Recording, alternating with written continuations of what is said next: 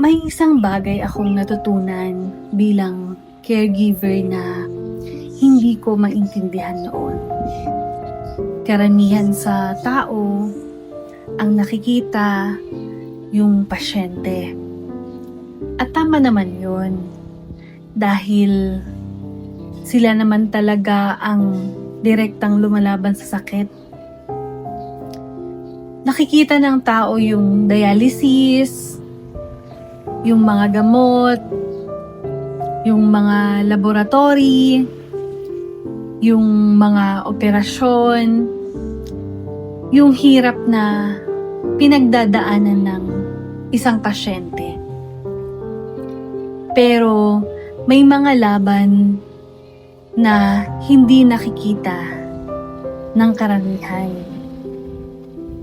Hindi nakikita ng tao yung mga gabi na puyat ka sa kakaisip, yung mga oras na tahimik kang umiiyak para hindi ka niya makita.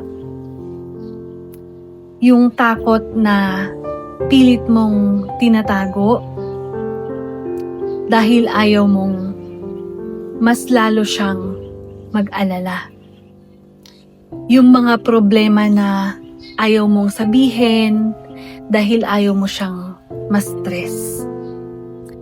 At yung pagod na hindi mo pwedeng ipakita dahil kailangan ikaw yung matatag.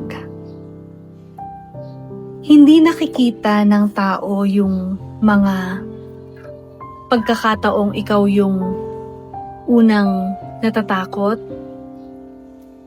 pero ikaw pa rin yung kailangang magbigay ng lakas ng loob sa kanya.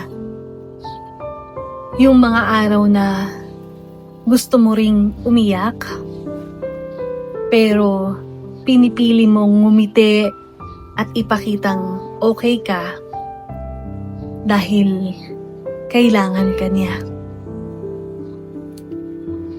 At alam mo kung ano ang pinakamahirap?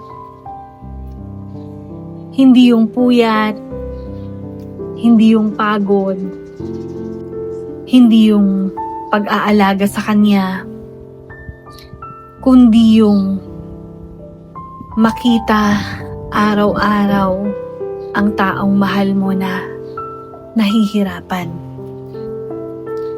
At wala kang magawa kundi tingnan siya, alalayan siya, at samahan siya sa laban. Pero kung may isang bagay akong ipinagpapasalamat, yun ay ang pagkakataong makasama siya sa bawat hakbang ng laban niya. Sa bawat dialysis niya, sa bawat check-up niya, sa bawat takot, at sa bawat pag-asa.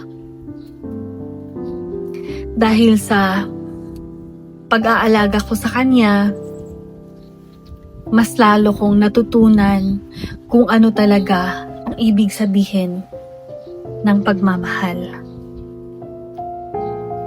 Na ang pagmamahal pala ay hindi lang nasa masasayang araw, kundi mas lalo na sa pagpili mong manatili kapag mahirap na, kapag nakakapagod na, kapag wala ng kasiguraduhan ang bukas. Kaya sa lahat ng caregivers na tahimik na lumalaban araw-araw, nakikita ko kayo. Nararamdaman ko po kayo. Alam ko yung pagod, alam ko yung takot, alam ko yung sakripisyo. At gusto kong sabihin sa inyo na mahalaga ang ginagawa ninyo.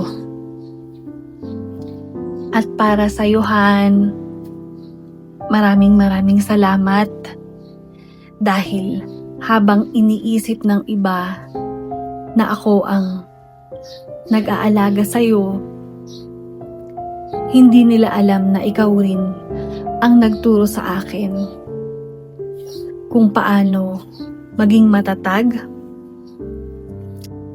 at kung paano magmahal ng totoo.